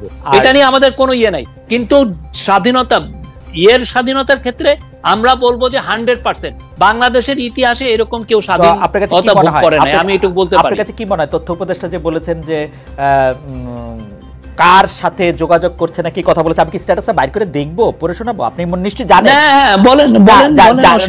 আমরা জানেন মনে নিশ্চয়ই, এটা আপনার কাছে মনে হয় না যে ডেকে বলেছেন যে আপনারা মন খুলে লেখেন, আমাদেরকে ক্রিটিসাইজ করেন। আমরা ক্ষমতায় থাকলে এক ধরনের অন্ধত্ব থাকে, আমরা অনেক কিছু দেখতে পারি না। আপনারা লিখলে আমাদের চোখ খুলে, আমরা ওইটা দিয়ে দেখতে চাই। কিন্তু এইটা বলেন না যে আমরা আপনার ইয়েটাকে আমরা কমাচ্ছি, আপনার স্বাধীনতাকে কমাচ্ছি, কোনো ধরনের না। নট এ সিঙ্গেল ইনস্টেন্স আপনি পাবেন কোন টিভি স্টেশনে। আগে এমনও হতো যে একজন, আমি এটা আপনার ইয়েতেই শুনেছি যে আপনার এখানে একজন এসে খুব জ্বালাময়ী বক্তৃতা দিয়ে গেছে, আপনি যখন আজকের বাংলাদেশ না ইয়ে করতেন ইন্ডিপেন্ডেন্ট টিভি, উনি যেই নিচে নামছেন আপনাদের ওই টিভির নিচে, তখন তাকে লোক এসে ধরে নিয়ে। না শফিক ভাই, আমি বলতেছি না যে এগুলি হয় নাই, কিন্তু সেটি আজকের বাংলাদেশে বক্তব্য দেওয়ার কারণে হয়েছে তা না। পুলিশ তাকে খুঁজতেই ছিল, তারপর তাকে গ্রেফতার করছে। আমি সেটার কথা বলতে চাই না। আমরা তো অন্তর্বর্তীকালীন সরকারের কাছ থেকে এইটা চাই না যে অন্তর্বর্তীকালীন সরকার সংবাদ মাধ্যমে একটা ব্যক্তি আসলে, যেমন আমি খোলাখুলি বলি, ছাত্রলীগের সভাপতি সাদ্দাম হোসেন আসলে এই উপদেষ্টাদের বা বৈষম্য বিরোধী ছাত্র আন্দোলনের এদের কেন মনে হইলো যে উনি আইসা এমন একটা প্ল্যাটফর্ম পাবেন যেটাতে তিনি এমন কিছু কথা বলতে পারেন যেটা হলো যে পৃথিবী উল্টে যেতে পারে? না, আপনি ছাত্রলীগকে তো ব্যান করা হয়েছে, এটা আউটলড। আপনি কি হিজবুত তাহরির তো একটা ব্যান্ড অর্গানাইজ, তার আপনি ওদের চিফকে কি আপনি ইন্টারভিউ না, নিবেন? না। অবশ্য আপনি বিদেশে থাকেন। না হ্যাঁ, না না, আমি আমাদের বাংলাদেশ আইন যখন- মানতে চাই। আপনাকে আমি আমি বিদেশে বলি- থাকলে আমি এটা করতে আমি চাইতাম, আপনাকে করতে বলি, পারতাম। আমি কিন্তু বাংলাদেশ আইন মানতে চাই। আমি গত 15 বছরে তারেক রহমানের কে সাক্ষাৎকার নিয়েছি? আমি গত 5 বছর আমি শফিক ভাই ওয়ান ইয়ার বলি, আমি গত 5 বছর এমন কোন স্টোন নাই যেটা আনটার্ন করতে বাকি রাখছি জনাব তারেক রহমানের সাক্ষাৎকার নেওয়ার জন্য। আমি এখানে ওপেনলি বলি, আমি ওপেনলি বলি 2 ঘন্টা 40 মিনিট তিনি আমার সাথে কথা বলেছেন, ক্যামেরার সামনে কথা বলতে চান নাই। আমি আপনাকে বলি, আমি একমাত্র ওনাকে এই ইলেকশনের আগে আমি ওনার সাক্ষাৎকার নিয়েছি, তাও সাক্ষাৎকারটা নিয়ে আমি লন্ডন ডেডলাইন দিয়েছি যাতে আমার উপরে ঝামেলা না হয়। না কিন্তু একমাত্র আমি না কিন্তু শফিক ভাই, আমি কিন্তু ওনাকে চেষ্টা করেছি 5 বছর। আমি এটা বলি, এই উদাহরণ যখন দেওয়া হয়, রক্ত, এই উদাহরণ যখন দেওয়া হয়, ছাত্রলীগের হাতে রক্ত, ছাত্রলীগের একটা লিডারকে আপনার ইয়ে দাও মানে হচ্ছে তাকে প্ল্যাটফর্মিং দেওয়া। আপনি এটা দিবেন আপনার কাছে এটা না, আমি মানলাম শফিক ভাই। না আমার চয়েসে আমি আমার চয়েসটা দেখাইছি যে আমার চয়েসটা আমার কাছে কিরকম। যখন আমার কাছে মনে হয়েছে যে কোনো ভিকটিম যদি মনে করে তারে প্ল্যাটফর্ম দেওয়া, তখন এইটা আসলে সকল আইনেই আটকায়। এটা যেমন বাংলাদেশের আইনে আটকায়, এটা আমেরিকান আইনেও আটকায়। কারণ একটা ভিকটিম যখন ট্রমাটাইজড হইতে পারে এরকম একটা লোকের কথায়, সেইটার যখন ব্যাপার আছে তখন এটা বাংলাদেশ আইনেও আটকায়, এই আইনেও আটকায়। আমি যেটা বলতে চাইতেছি, স্পষ্টত উনাদের মনে হয়েছে যে এই রকম কেউ আসলে সে একটা কথা বলতে পারবে, যেই কথায় সে আমাকে কনভিন্স করতে পারবে, বাংলাদেশের মানুষকে কনভিন্স করতে পারবে, সেটা আপনাদেরও মনে হয়েছে। এইটা কি ঠিক কিনা? আসলে আপনারা এই ভয়টা অমূলক পাচ্ছেন কিনা? কনভিন্সের বিষয় না, এটা কনভিন্সের বিষয় না, এটা হচ্ছে আপনার একটা মানে আপনি এই মোরাল চয়েসটা করবেন কিনা সেটা হলো আপনার বিষয়। হ্যাঁ, আপনি কি মানে এই বড় আপনি কি আনসারুল্লাহ বাংলা টিমের সাধারণ সম্পাদককে ডেকে আপনি কি ইন্টারভিউ করবেন? সাংবাদিকদের জন্য তো যে কোনো সময় যে কোনো ইন্টারভিউই আসলে, এটা যদি আইনের বাধা না থাকতো, আমি মোরালি মনে করি না যে এই ইন্টারভিউ নেওয়াটা, আমি মোরালি মনে বলি, মোরালি আমি মনে করি না যে ইন্টারভিউটা নিলে আমি আমার মোরালের দিক দিয়ে এথিক্সে দিয়ে, যেটা আপনি সংবাদ সম্মেলনে বলেছেন, আমি মনে করি না যে এতে আবার কোনো মোরাল কোনো কিছু আছে। আমি মনে করি যে ইন্টারভিউটা, কিন্তু আইনের ব্যাপারটা, আমি আইনের প্রতি শ্রদ্ধাশীল, বাংলাদেশেও আমেরিকাতেও, এইটা আমি I got it। কিন্তু আপনাদের মনে হইতেছে কিনা একটু বেশি, এবং অ্যাক্রেডিটেশন ক্রেডিট কার্ড বাতিলের কথা আপনি যাদের কথা বললেন, তাদের ব্যাপারটা কি আসলে এটা ঠিক? মানে মানে মানে যাদেরকে বাতিল করা হয়েছে তারা যদি মনে করে যে তারা জেনুইনলি অ্যাফেক্টেড, তারা আমাদের কাছে লিখতে পারে, তারা আমাদেরকে বলতে পারে যে আমার কেসটা রিভিউ করেন। অবশ্যই আমরা রিভিউ করব, আমি কথা দিলাম আমরা রিভিউ করব, অসুবিধা নাই। কিন্তু তাদেরকে এটা ইয়ে হবে, কিন্তু আমরা যেগুলো দেখেছি সেটার আলোকে আমাদের কথা। আর একটা জিনিস মনে রাখবেন, অ্যাক্রিডিটেশন কার্ডকে স্ক্র্যাপ করা মানে আপনি জার্নালিজম করতে আমরা মানা করছি তা না। আমার অনেক দিন এই অ্যাক্রিডিটেশন কার্ড রিনিউ হয় নাই, আমার জার্নালিজম আটকায় থাকে না, কারণ অ্যাক্রিডিটেশন কার্ডের মাধ্যমে শুধুমাত্র সেক্রেটারিয়েটে আপনার ঢোকার একটা ফ্যাসিলিটি হয়, এছাড়া আর কিছু হয় না অ্যাক্রিডিটেশন কার্ডে। শফিক, আমার তো অ্যাক্রিডিটেশন কার্ডটা কবে ছিল, কবে এটার মেয়াদ গেছে সেটা আমার মনেও নাই, সেটা আমার মনেও নাই। কিন্তু এইটারে এত গুরুত্বপূর্ণ আপনিই বা কেন মনে করলেন যে ধরেন এটা একটা স্টেটমেন্ট দেওয়ার জন্য যে আমরা আপনাদের অ্যাক্রিডিটেশন কার্ড বাতিল করে দিচ্ছি? ব্যাপারটা কি এরকম?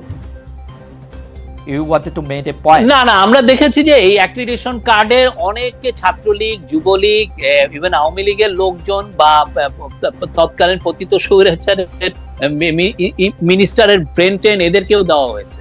তো এটা তো অবশ্যই আমাদের রিভিউ করাটা তো দরকার, ঠিক না?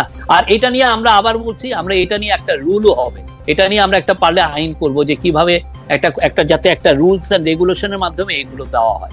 ওকে শফিক ভাই, বৈষম্য বিরোধী ছাত্র আন্দোলনের সমন্বয়কদের অনুরোধে মানে একরকম জোর করেই, যেটা আসলে ডক্টর ইউনূস বলেছেন, প্রধান উপদেষ্টা হয়েছেন ডক্টর ইউনূস এরকম বলেছেন, যারা জীবন দিয়েছে, যারা রক্ত দিয়েছে, তাদের ডাক আমি ফিরিয়ে দিতে পারি নাই, যারা এই সুপ্রিম স্যাক্রিফাইস করছে তাদের ডাক আমরা ফিরিয়ে দিতে পারি নাই। সেই সমন্বয়করা মধ্যে থেকে তিনজন সরকারেও আছেন, বৈষম্য বিরোধী ছাত্ররাই আবার বিভিন্ন দাবি দাওয়া মাঠে নামছেন। এইটা আপনারা কি বলবেন? এবং তারা বলছেন যে তারা কখনো রাষ্ট্রপতির পদত্যাগ চাইছেন, কখনো হাইকোর্ট ঘেরাও করছেন, কখনো উপদেষ্টা কাদের নিয়োগ দেওয়া হবে তারা বলছেন, কখনো জাতীয় পার্টির কেন্দ্রীয় কার্যালয়ে অভিযান করছেন এইটারে, এবং বলা হচ্ছে যে তারা এক ধরনের সরকারের সাথে এক ধরনের মুখোমুখি একটা অবস্থান আসলে মেনে নিচ্ছেন। এইটা আপনারা কিভাবে দেখছেন বা কি করছেন? না, আমি তো দেখছি যে আমাদের সাথে তাদের আমি একটু আগেও বলেছি, বৈষম্য বিরোধী ছাত্র আন্দোলন যারা করেছেন বা যারা পলিটিক্যাল পার্টি, কারণ পলিটিক্যাল পার্টিগুলো বিএনপি বলেন, জামাত বলেন বা অন্যান্য অনেক পার্টি বলেন, তারাও কিন্তু এই আন্দোলনে ছিল। তো সবাই আমাদের অংশীজন, আমরা এইগুলো নিয়ে নাই। কিন্তু তাদের সাথে যে আমাদের দূরত্ব হয়েছে আমি তো এটা কোনো দেখছি না। আর তিনজন এরা এসছেন আমাদের ক্যাবিনেটে, কারণ আমরা চাই যে এই যে ইউথের যে ভাষাটা এটা আমাদের এখানেও আসুক। তারা যে চায় তাদের ডিমান্ড গুলো কি, আমাদের যাতে জেনারেশনাল একটা গ্যাপ না হয়, তাদের চাওয়া পাওয়া, তারা বাংলাদেশকে কিভাবে দেখছে, আমরা তো বাংলাদেশটা তাদের কাছে রেখে যাব। তো তাদের একটা ইনক্লুশন তো খারাপ না, এবং this are smart guy. Mahfuz বলেন, নাহিদ বলেন, নাহিদের মতো স্মার্ট পলিটিশিয়ান বাংলাদেশে খুব কম আছে। তো এরা তো দে আর মানে কন্ট্রিবিউটিং, মানে আমি বলি যে খুব ব্রিলিয়ান্টলি তারা কন্ট্রিবিউট করছেন আমাদের এই ক্যাবিনেটের কাজগুলোতে। আমি তো কিছু কিছু যখন ডিবেট গুলো হয় দে অ্যাক্টিভলি টুক পার্ট। তারা ওই যে নীরব যে বসে আছেন যে তাকে আমি নিয়ে আসা হয়েছে এক ধরনের ফেভার করা, সেগুলো না। আর আরেক দিক দিয়ে যেটা সার্জিস বা হাসনাত বা অন্যান্যরা যেটা করছেন, তারা তো আওয়াজ তুলছেন। আমরা তো বলছি যে সবাইকে, যদি আমাদের মিস্টেক হয়, আমাদের যদি কোনো শর্টকামিংস থাকে, আপনারা আওয়াজ তুলেন, অসুবিধা কি, আমরা শুনি। আমি তো আপনাকে অংশীজনই ভাবছি। ওকে, ফ্যামিলিতে থাকে না, আপনার সাথে তো আমার ডিফারেন্স অফ ওপিনিয়ন হয়, তাই বলে তো আপনি আমার এনিমি না। ডিফারেন্স অফ ওপিনিয়ন হলে এনিমি না, এটা একটা ভালো কথা। কিন্তু আমরা যদি ধরে নেই যে রাজনৈতিক বা অন্য কারণে এই সরকারের সময় সংখ্যালঘু সম্প্রদায়ের আক্রমণ, তৌহিদি জনতার ব্যানারে মাজার, বাউল আখড়ায় হামলা, যৌনকর্মীদের অনিরাপত্তা, পোশাকের জন্য নারীদের অপদস্থ করা, এইটা যে কথিত আওয়ামী লীগের কথিত যে সাংস্কৃতিক দার্শনিক বয়ান, তারাই আসলে প্রতিষ্ঠা করতেছে কিনা শফিক ভাই? না, আমরা এগুলো ব্যাপারে খুবই স্ট্রং নিয়েছি। মাজার ভাঙার বিষয়ে আমরা স্ট্রং মেজার নিয়েছি। আপনি দেখেন, আমরা যখন স্ট্রং মেজার, এরপরে আর একজনও সাহস পায়নি, এটা হবে না। তারপরে আপনি যে ছেলেটার এগেনস্টে আসলো, যে সে কক্সবাজারে একটা ইয়েদেরকে, একটা মেয়েকে বোধহয় সে প্রহার করেছে বা এটা তাকে বাজে কথা বলেছে, তাকে ওই দিন কক্সবাজারে 510 মিলিমিটার বৃষ্টি হয়েছে, ওর মধ্যে তাকে অ্যারেস্ট করা হয়েছে। কেন, এগুলোর ব্যাপারে কোনো ছাড় নাই। আর অন্যান্য সমস্ত কিছুতে, আর মাইনরিটির কথা আমরা তো অস্বীকার করছি না যে কিছু অ্যাটাক হয়নি, হয়েছে, কিন্তু আমরা বারবার বলছি এগুলোকে এত ওভারব্লোন করা হয়েছে, এত হিউজলি এক্সাজারেটেড করা হয়েছে যে এটা নিয়ে অনেকে পলিটিক্স করছেন, এটা আমরা স্পষ্ট দেখতে পাচ্ছি।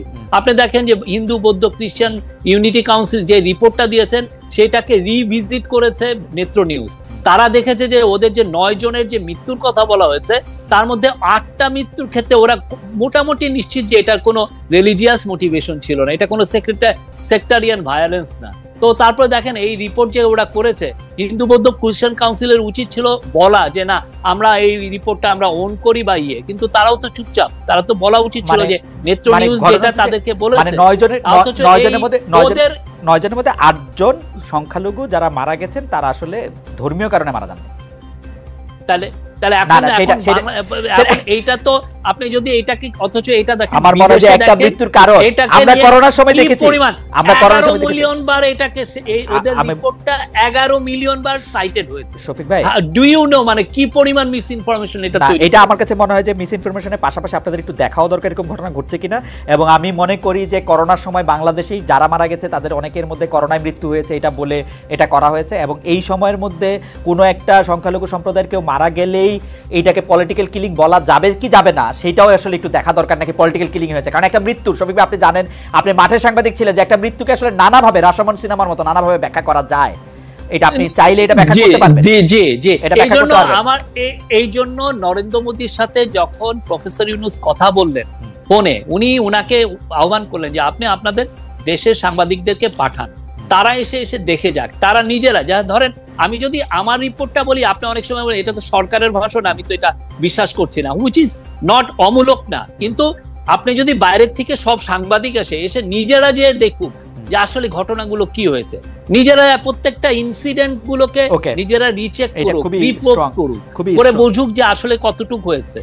না, খুবই স্ট্রং একটা জায়গা। তো আপনি এই প্রসঙ্গে খালি একটু শেষ কথা বলি যে আপনি হৃদয় রবি দাসের মৃত্যুটাকে আসলে কিভাবে দেখেন, মানে এটা নিয়ে আপনার কাছে খোঁজ আছে কিনা, সেই প্রশ্নটা করেছিলাম, সেটা যদি আবার একটু বলতে পারবেন। ডোনাল্ড ট্রাম্প, আমেরিকার প্রেসিডেন্ট ইলেক্ট, তিনি যে বাংলাদেশের সংখ্যালঘুদের নির্যাতন, মৃত্যু, এগুলি নিয়ে নানা ধরনের একটা, মানে কি বলবো, এক ধরনের আশঙ্কা করে একটা যে টুইট করেছেন, সেটিকে আপনি আসলে কিভাবে দেখছেন ডক্টর মোহাম্মদ ইউনূস?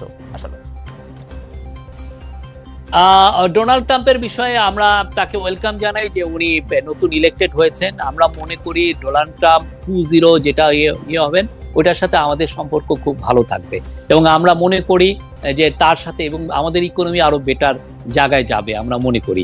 আর যেটা বললেন যে ওনার টুইটের বিষয়ে, আমি মনে করি যে এটা হয়তো বা মানে ওনাকে ভুল বোঝানো হয়েছে।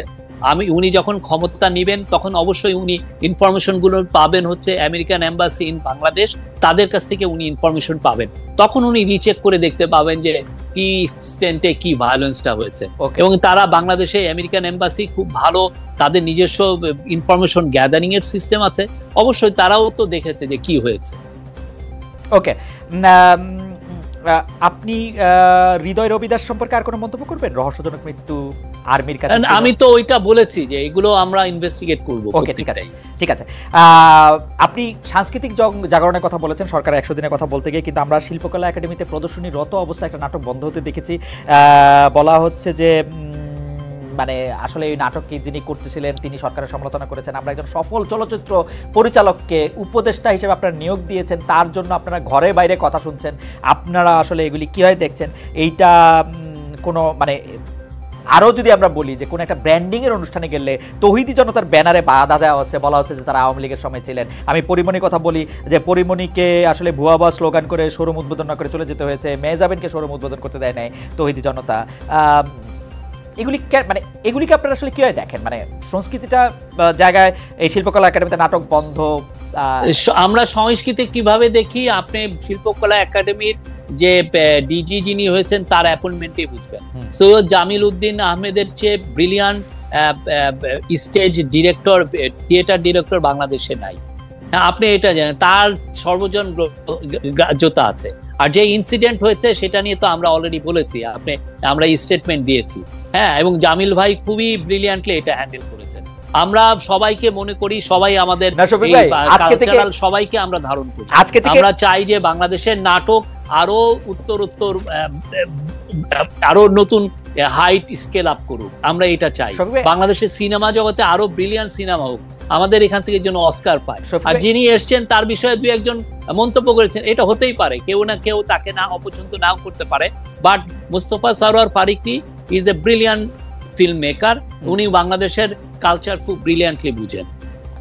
শফিক ভাই, আজ থেকে 5 বছর পরে সাংবাদিকতার কোনো ছাত্র যখন নিউজ পেপারের কোনো শিরোনাম দেখতে গিয়ে দেখবে যে শিল্পকলা একটি নাটক প্রদর্শিত হওয়া অবস্থায় বন্ধ করে দেওয়া হয়েছে, শিল্পকলার ডিজি মঞ্চে দাঁড়িয়ে বলেছেন আর নাটক চলবে না, মানে এর কাছাকাছি জিনিস তো আমরা টিনের তলোয়ার, মানে 1970 সালে উৎপল দত্তের ওই নাটকেও আমরা দেখি নাই।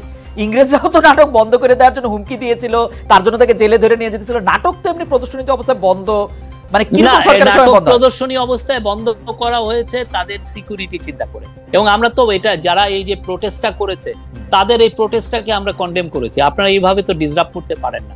আপনার যদি কারো ব্যক্তির উপরে যদি আপনার অভিযোগ থাকে, আপনি অভিযোগ পুলিশে দেন, আপনি প্রেস কনফারেন্সে বলেন যে এই লোকগুলো এই কাজ করেছে, কিন্তু আপনি এসে নাটকটাকে ডিসরাপ্ট করবেন। এবং জামিল ভাই যেভাবে এইটাকে দিয়েছেন, এটাকে সমাধান এনেছেন, ফ্যান্টাস্টিক। আমি মনে করি উনি খুব ওয়াইজলি ডিসিশন নিয়েছেন। মানে পুলিশ ডেকে নিরাপত্তা দেওয়ার থেকে নাটক বন্ধ করে দেওয়া ভালো। তারপরে দেখেন না, আবার তো পুরো তো এরপরে আপনি 5 বছর পরে ওরা দেখবে যে বাংলাদেশের একটা সাংস্কৃতিক পুনর্জাগরণ হয়েছে, যেখানে সবাই খুব ভালো ভালো করছেন, খুব ব্রিলিয়ান্ট নাটক হচ্ছে, ব্রিলিয়ান্ট সিনেমা হচ্ছে। বাংলাদেশ খুবই একটা ফ্যান্টাস্টিক জায়গা কালচারালি, এবং আমি মনে করি সামনে আরো ভালো জায়গায় যাবে। আর শোরুম উদ্বোধন করতে যাওয়া বা মানে পাবলিকলি আসার ক্ষেত্রে নায়িকাদের ক্ষেত্রে তৌহিদি জনতার বাধা, ওইটি কিরকম?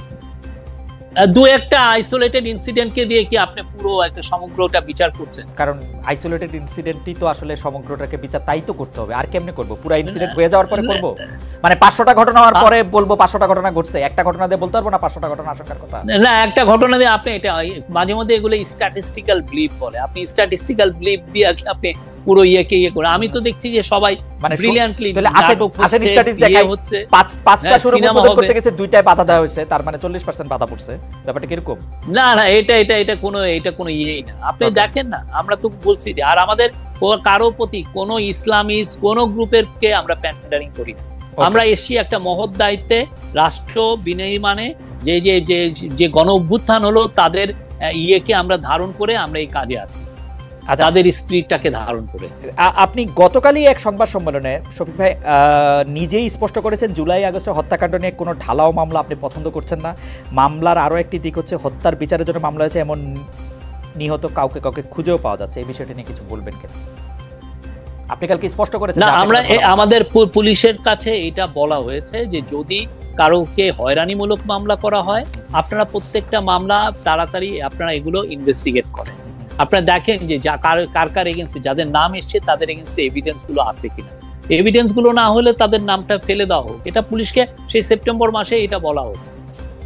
ওকে, আপনি একটু পলিটিক্যাল অ্যানালিস্ট হিসেবে দেখবেন কিনা যে আওয়ামী লীগ সরকারের পতন আন্দোলনে কিন্তু সবাই আমরা একসঙ্গে ছিলাম, মানে বামপন্থী, মানে পলিটিক্যাল পার্টিগুলির কথা আমরা বলতেছি আর কি, যে আমরা তো ছিলামই পলিটিক্যাল পার্টিগুলি, বামপন্থী, বিএনপি, এমনকি বাম ধারার বুদ্ধিজীবী যারা আছেন তারাও অনেক ক্ষেত্রে সরাসরি আন্দোলনে অংশ নিয়েছেন, পুলিশের বুকের সামনে দাঁড়িয়েছেন, অনেক কিছু করেছেন। কিন্তু এখন তারা অন্তর্বর্তীকালীন সরকারের সমালোচনাই শুরু করেছেন, কিছু ক্ষেত্রে বিরোধিতা করছেন।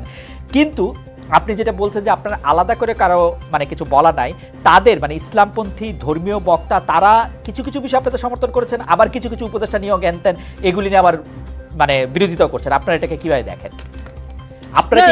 যে যারা আপনি তো মানে সোশ্যাল মিডিয়াতে অনেকে অনেক কথা লিখতেই পারে।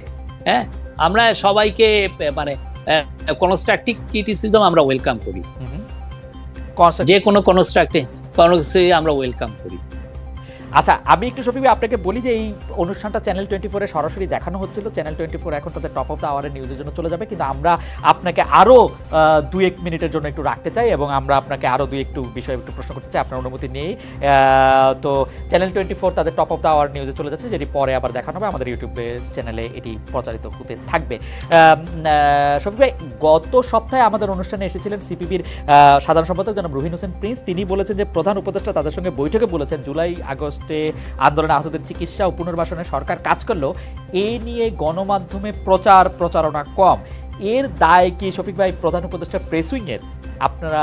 আপনি কি মনে করেন যে প্রচারণাকে আপনিও কম মনে করেন? না, আসলে কি ঘটনাটা কি? না, আমরা তো দেখেন আমরা এটা নিয়ে প্রচুর আমরা বলছি, আমাদের প্রেস উইং থেকেও বলা হচ্ছে, হেলথ মিনিস্ট্রি থেকেও বারবার আমরা প্রতিদিন প্রেস দিয়ে দেওয়া হচ্ছে। তো তারপরেও একটা দেখা যাচ্ছে যে এক ধরনের এখন আপনি যদি মানে পুরো যে জিনিসটা আমরা ওয়েবসাইট করে দিয়েছি, ওয়েবসাইটের লিস্টও দেওয়া হচ্ছে যে কারা কারা কি কি হয়েছে, কিন্তু যেটা হচ্ছে কি মানুষের আকাঙ্ক্ষাটা অনেক বেশি। মানুষ মনে করছে যে প্রতিদিন এই ধরনের আমরা কিন্তু দিচ্ছি, আমাদের লিমিটেড যেগুলো স্ট্রেংথ আছে সেগুলো নিয়ে আমরা ম্যাক্সিমামটা দিচ্ছি, যে এটা করা হচ্ছে আজকে ওইটা, আমরা কোনো নিউজ আমরা কিন্তু বাদ রাখছি না, আমরা প্রতিনিয়ত যেটাই নিউজ হচ্ছে আমরা ওইটাকে দিচ্ছি। তারপরে হচ্ছে আপনি দেখেন আমাদের পত্রিকাগুলো তো ভালো ভালো রিপোর্ট করছে, আহতদের বিষয়ে কথা বলছে, নিহতদের নিয়ে প্রচুর রিপোর্ট হচ্ছে। তার মধ্যেও যেটা হয়েছে যে যেটা গত সপ্তাহে যেটা হলো, এরকম আইসোলেটেড 2-1টা ঘটনা ঘটছে, আমরা অস্বীকার করছি না।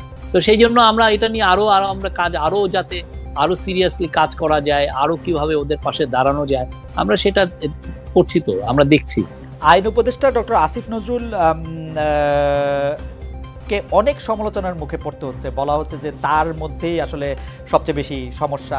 আবার অন্যদিকে ডক্টর মোহাম্মদ ইউনূস মাহফুজকে সব আন্দোলনের পেছনে আছেন বলে পরিচয় করে দেওয়ার পর জাতিসংঘের সম্মেলনে গিয়ে তার বিরুদ্ধেও আসলে নানা ধরনের কথা হচ্ছে। অনেক বেশি কথা হচ্ছে স্বাস্থ্য উপদেষ্টা ডক্টর নূরজাহান বেগমকে নিয়েও, স্বাস্থ্য উপদেষ্টা নূরজাহান বেগমকে নিয়েও। এইটা আসলে আপনারা এটা কিভাবে দেখছেন যে মানে সিঙ্গেল আউট করা হচ্ছে, আক্রমণ করা হচ্ছে, গাড়ি আটকে দেওয়া হচ্ছে, এগুলিকে কিভাবে দেখছেন? আমি সবাইকে অনুরোধ করব, যারা যারা এগুলো নিয়ে ভাবছেন, অনেক বড় বড় পত্রিকা এই যে আইন উপদেষ্টার সাথে আসেন না, ওনার সাথে একটা দিন থাকেন, দেখেন উনি কি কাজগুলো করছে, বা নূরজাহান আপাকে নিয়ে হচ্ছে নূরজাহান আপার কাজগুলো দেখেন, উনি তো যথেষ্ট ডেডিকেটেড হয়ে কাজ করছেন। আপনারা এসে তার সাথে থেকে দেখেন যে উনি কাজের মধ্যে কোনো গাফলতি করছেন কিনা, ওনার কাজগুলো নিয়ে উনি কি অবহেলা করছেন কিনা, আপনারা দেখেন না। আমরা সমস্ত সাংবাদিককে ইনভাইট করি, আসেন দেখেন।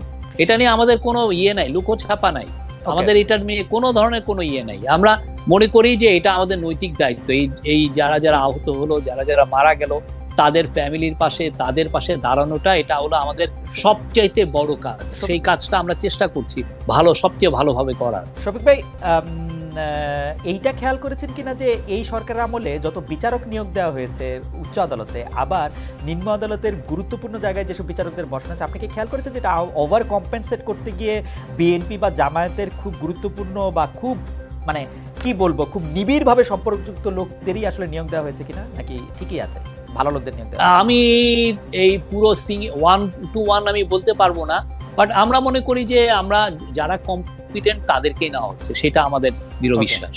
মানে এখন আপনি যদি 1-to-1 বলেন যে ইনি সেটা নিয়ে আমি বলতে পারবো না, বাট আমরা মনে করি যারা এই লিগ্যাল প্রফেশনটা খুব ভালো বুঝেন, বাংলাদেশের জুডিশিয়ারির উপরে যাদের যথেষ্ট জ্ঞান আছে, যথেষ্ট, আপনি নিজে তো লয়ার স্টুডেন্ট, না আমি জার্নালিজম স্টুডেন্ট, কিন্তু আসলে হয়তো কেউ মানে আপনার সাথে পরের আলোচনা আমি নিশ্চয়ই হয়তো কিছু বিষয় আপনার দৃষ্টিও আকর্ষণ করতে পারি। যাই হোক, পাকিস্তানের সঙ্গে বাংলাদেশের নতুন সম্পর্ক গড়ে উঠেছে। করাচি থেকে প্রথমবারের মতো জাহাজ এলো। আওয়ামী লীগের সঙ্গে যার যার বৈরিতা ছিল তার সঙ্গে বন্ধুত্ব করা হবে, এইটা কি এই সরকারের পররাষ্ট্রনীতি, নাকি সরকার পররাষ্ট্রনীতিটা অন্যভাবে দেখছে? সবই আপনি কি দেখেন? না, সরকার পররাষ্ট্রনীতি এখানে প্রফেসর ইউনূসের এটা খুবই, উনি একটা, আমি এটা ওই যে আমার যে 9 পয়েন্টের মধ্যে এটা লিখেছি যে ফরেন পলিসিতে উনি নতুন ডিরেকশন এনেছেন।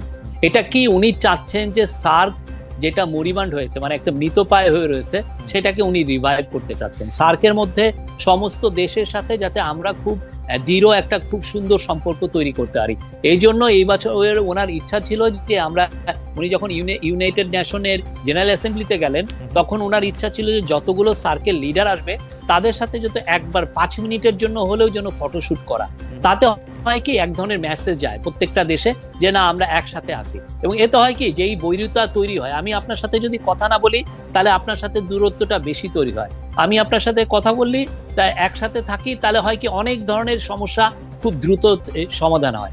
তো আমরা মনে করি যে ওনার ইচ্ছা হচ্ছে যে সার্কটাকে রিভাইভ করা। সেই আলোকে আপনি জানেন নেপালের থেকে 40 মেগাওয়াটের আমরা পাওয়ার আনছি, ইন্ডিয়ান গ্রিডকে ব্যবহার করি।